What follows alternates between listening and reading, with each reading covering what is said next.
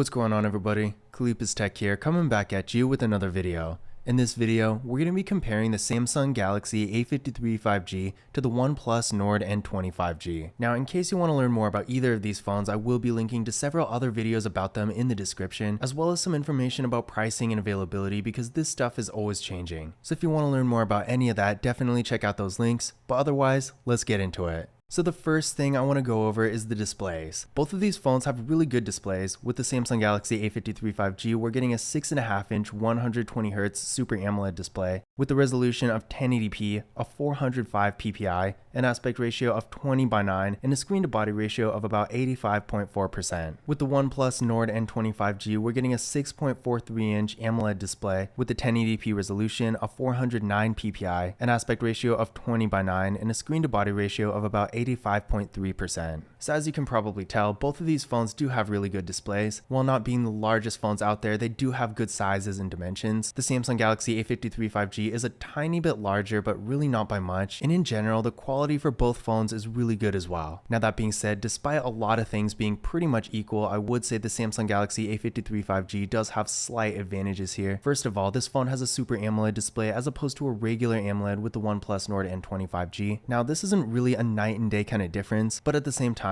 a Super AMOLED display is going to have a better quality image, better brightness, bolder colors, and slightly better viewing angles. So if you do want the best quality possible, this is something to think about. Now another area where the Samsung Galaxy A53 5G does have a slight advantage is in the refresh rate. Again, this phone does have a 120Hz refresh rate as opposed to the OnePlus Nord N20 5G that only has a 60Hz refresh rate. This is going to make the movement on the screen a little bit faster and smoother. So if you're doing something like watching a video, playing a game, or even just scrolling through the phone in general, you're going to get a better experience and things are going to feel a little bit more premium. Now all this being said, the difference isn't really that visible in my opinion, but again, if you do want the best possible display quality, then between the two, this refresh rate is going to give the Samsung Galaxy A53 5G yet another advantage. Now when it comes to the size, I feel like this difference is kind of negligible. Sure, if it was like a 6.1-inch display versus a 6.5-inch display, that would be a completely different conversation, but really, although the Samsung Galaxy A53 5G is technically larger at 6.5 inches versus 6.43 with the OnePlus Nord N20 5G, you're probably not really going to see the difference that much. Now for storage, both of these phones are getting 128GB of internal storage with microSD card expansion. Now I believe the Samsung Galaxy A53 5G does have some 256GB variants, but this phone in this video does have 128, and so do most of the carrier versions for that matter. So for the purpose of this video, we are going to consider the storage on these phones to be equal. Now that being said, 128GB of internal storage is really a good amount, especially for a mid-range phone. Now if you're really a power user and you have a bunch of different apps and photos and videos and stuff, then maybe getting a phone with 256 might make sense. But keep in mind, again, both of these phones do have microSD card expansion, and there's a lot of stuff you can offload to a microSD card. So in general, no matter which of these phones you go with, for the average user, you're going to have plenty of storage. Now taking a look at the camera setups here, starting with the Samsung Galaxy A53 5G, for the front-facing camera, we got a nice looking hole punch design, and this camera is 32 megapixels. With the OnePlus Nord N20 5G for the front-facing camera, we got that same hole punch design, but this one is off to the side instead of being centered. Now whether or not one is really better than the other is really going to be up to personal preference, but I personally think they both look great. And with the OnePlus Nord N20 5G, this camera is 16 megapixels. Now here's a photo taken with the Samsung Galaxy A53 5G's front-facing camera using portrait mode. Definitely keep in mind what the quality and everything looks like here. Definitely not bad for what it is.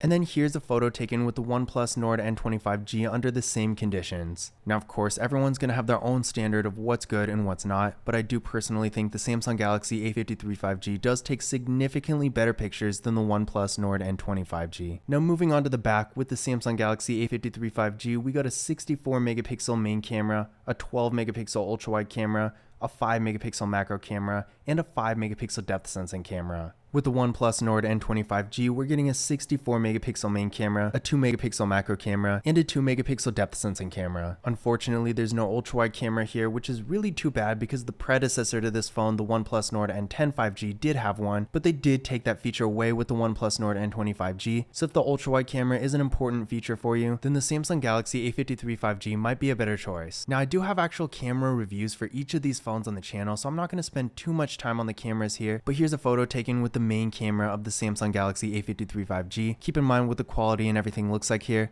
I do personally think this photo is really good, and no matter what you're taking photos for, you can definitely get some really good pictures with this phone. Now here's a photo taken with the main camera of the OnePlus Nord N20. I don't think the colors look quite as bright and vibrant here as they do with the Samsung, but the photo in general still does look good. But I am curious what you guys think. Do you like the photo quality of the OnePlus Nord N20 better, or would you prefer the Samsung Galaxy A53 5G? Definitely let me know in the comments. And remember, if you want to see more photo and video samples from either of these phones, be sure to check out my dedicated camera reviews for them on the channel. As of the recording of this video, I don't quite have the one for the Samsung Galaxy A53 5G done, but as soon as I finish it, I will be putting it in the video description. Now speaking of videos, another advantage the Samsung Galaxy A53 5G has over the OnePlus Nord N20 is that it can record 4K videos in both the rear and front cameras, whereas the OnePlus Nord N20 can only record in 1080p. Now of course, if your video recording experience is limited to something like Snapchat, you're probably not going to care about this. But for those of you who are recording a lot of videos and you want the highest quality available, then again, the Samsung Galaxy A53 5G with the ability to record in 4K will have an advantage. Now as far as RAM and processor go, these phones are actually pretty close. With the Samsung Galaxy A53 5G, we're getting 6GB of RAM with the Samsung Exynos 1280 processor. With the OnePlus Nord N20 we're getting 6GB of RAM as well, with the Qualcomm Snapdragon 695 5G processor. Now in case you're wondering, I did run Geekbench 5 benchmark tests on both of these phones, and here are the scores right here. As you can see, they are so close that it's hard to say from this alone which one is actually faster. In my experience, I guess I have had slightly smoother performance with the Samsung Galaxy A53 5G, but it's really such a small difference that you're probably not even going to notice. So when it comes to performance, the main thing you need to know about these phones is that they're both at the top of the mid-range, and they're really at a point where slight differences in processing power aren't really going to make a huge difference in overall performance. So really the only time you're going to see a huge improvement is if you get something like a flagship phone. Of course, the Samsung Galaxy S22 Ultra or an iPhone 13 Pro Max, for example, are going to be much faster than this. But among mid-range phones, you're really going to see a lot less of a difference. Sure, some of them may be a little bit faster than others, but for the most part, they're all going to be around the same level. Now that being said, what I do recommend doing is running a Geekbench 5 benchmark test on your current phone and comparing your scores to these, and that's going to give you a good idea of whether or not one of these phones will be an upgrade for you. But in general, again, these phones are going to have pretty much the same level of performance, and whether you're doing more basic activities like browsing the web or using social media, or you're doing stuff like mobile gaming or streaming videos, either of these phones will be able to handle most activities perfectly fine. Now for the battery, the Samsung Galaxy A53 5G is getting a 5000 mAh battery that supports 25W fast charging, and the OnePlus Nord N20 has a 4500 mAh battery that supports 33W fast charging. So both phones do have really good batteries, and the OnePlus Nord N20 clearly has better fast charging, but I still do think between the two, I would say the Samsung Galaxy A53 5G does have the main advantage here, because with a 5000 mAh battery, although it's not that much bigger than 4500, it definitely will make at least somewhat of a difference. But that being said, keep in mind both phones again do have really good battery life, and no matter what you're using them for, they're most likely going to get you at least through the day, if not more. Another thing to keep in mind is that both phones do have NFC, so if you like to make contactless mobile payments using tap and pay, you can do that with either of them.